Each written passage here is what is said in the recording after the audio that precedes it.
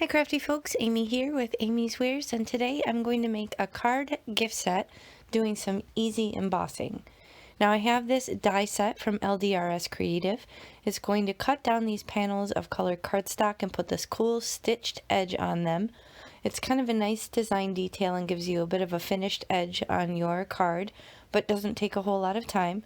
So I'm going to mint tape these down to the cardstock. At this point I decided I want to go a little bit bigger of a rectangle, but it is still going to be smaller than A2 size. So I'm going to mint tape these down and run them through my die cutting machine. Now here are a couple photos of the finished cards. You can see I used a different embossing folder for each card, but just two different colors of colored cardstock, and it was a nice way to use up some of the colored cardstock in my stash because I don't always know what to do with it. You can see I cut down all four of these panels and gave them that nice finished edge. And this is the size relative to an A2 size card base. And the card bases are made out of 110-pound Neenah Classic Crest Solar White. I have the Mega Succulent altenew 3D embossing folder. Playful Blooms is the second one. I have Daisies 3D. And then for the final one, I have Woods Rose 3D. So if you've watched my videos, you've probably seen me play with these embossing folders. I'm absolutely obsessed. They're my favorite. And they give such amazing dimension and interest on a panel. So it's easy to make a bunch of cards quickly, and that's what I'm going to do here. I'm just making a little gift set of 4 hello cards. I'm just going to line these up in my embossing folders, and I am going to spritz them with some water. This is an optional step, but it does help the cardstock really take the shape and kind of meld the fibers and oftentimes prevent cracking, which you'll see on the succulent one.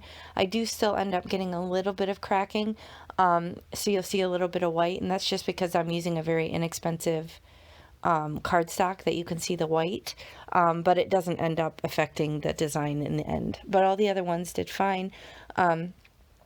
And it gives that nice, awesome dimension. You could leave these as is, but you'll see in a moment I'm going to take them a step further just to do a little something extra to the card to take them to the next level, but still very quick overall, doesn't take a lot of time, and I'm left with these 4 really impressive cards that I look like I spent a lot of time on, but I really didn't. So this one you'll see you can see those little cracks. That's where the white's kind of shining through. So if you use a cardstock that doesn't have a white core, then you won't probably encounter that. But even if you do get cracking, I don't find that it slows me down too much. I'm able to just still use the panels. So here I have some white pigment ink and a couple Distress Oxides. If you're familiar with Distress Oxides, they are a hybrid ink, so they are partially dye ink and partially pigment. And what I'm going to do is just use these blending foams and these wooden handles just to kind of lightly apply these inks on top of the raised portions of the design. Now you'll see some of them with really pretty wide open spaces. I do kind of end up getting the ink down in the recessed portions as well, but it's not a big deal because overall with the design you don't really notice if your blending isn't perfect. So here I'm just adding some white, but then I decide to come in with this evergreen bow just to kind of add some dimension and really highlight the raised and lowered areas on this design. So you can absolutely take your embossing folders to the next level. This may work with regular embossing folders as well. I do have quite a few of those, but I tend to gravitate towards my 3D ones just because those are my favorite. But if you're careful with the ink blending, I don't see why you couldn't do something similar with regular embossing folders if you don't have the 3D ones. Now here I'm coming in with the darker blue on top of the light blue, and you can see I've got some points where you can kind of see little marks from the blending foam that aren't ideal. I'm not worried about it. Like I said, the finished product you won't even notice because I will come in and kind of distress them further with some splatter. So here I have the evergreen bow, and I'm just kind of putting it in the areas where the leaves would be. So I'm giving it, kind of blue flowers with green leaves on this light blue cardstock. But you could absolutely do this. I've done them before on a darker color cardstock with just the white pigment, and those are absolutely stunning as well. So there's some versatility here. You just kind of play however you want. I decided to come back with the blue on that succulent because I felt like it really gave it a little something extra. So here I'm doing the blue on the green panel for the flowers, and then I'll come in and do the green over where the leaves are on this one. So again, just have fun playing, bust out your inks. This should work with dye inks as well. It just might soak into the paper more rather than sit on top of it a little bit like the oxides or the white pigment will do.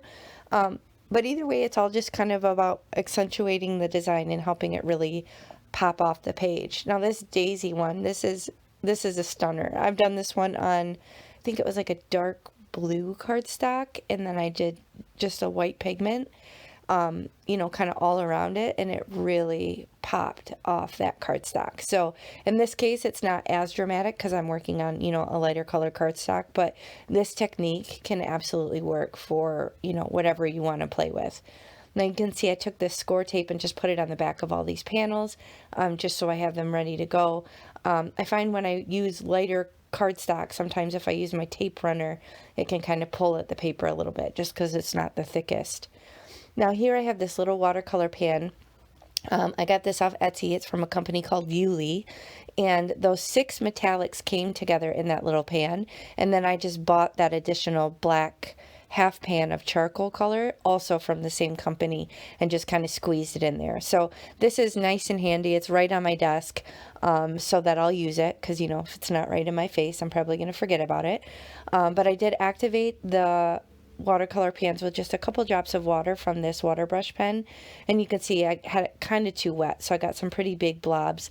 Not really ideal, so try not to put too much water in the watercolor pans. And here I'm just using the gold, really glittery gold that I have from this set, and just putting flicks of that all over all 4 of these panels as well. So any imperfections I have in terms of blending are really not going to be noticeable when you start kind of putting something down like a messy flicker, a messy flick of, you know, watercolor spatters or anything like that.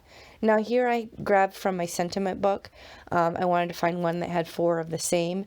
So I have this big hello die that I had cut out of gold metallic cardstock. I'm just kind of pushing out all the little extra little fiddly bits out of all the letters, but this way I'm able to keep them uniform, but obviously with different colors and different designs. And then I'm going to attach them down directly onto these panels with this micro dot sheet. This is from Artist Tack. And I find these extremely helpful when I'm dealing with little fiddly dies, because I just don't always have the patience for liquid glue, but absolutely use whatever adhesive you want to attach your sentiment to your card. But I'm not doing any dimension. I attached the card panels directly down onto the card base, and then I'm attaching these directly on top of the panels. So there's some dimension obviously from the embossed paper, but overall there's not really any dimension from foam tape or any embellishments or anything like that. So just kind of putting down the hello dies in the same area on each card, and then pressing them down. I'm just using the outer sheets just to really help me kind of burnish and get those to attach onto the textured backgrounds. So here's my 4 finished cards. I will put these with 4 envelopes in a nice little cellophane package, and then it'll be a nice little gift set. So these are great for, I don't know, stocking stuffers or little gifts or teacher gifts. I find that I'm often giving little card sets, usually thank yous, to teachers, just because I feel like they always need them. And now my daughter's in junior high and has many teachers, so it'll be fun to create little card gifts for them. So I hope you find this helpful. If you did, please hit the thumbs up and consider subscribing, and I'll check you next time. Bye.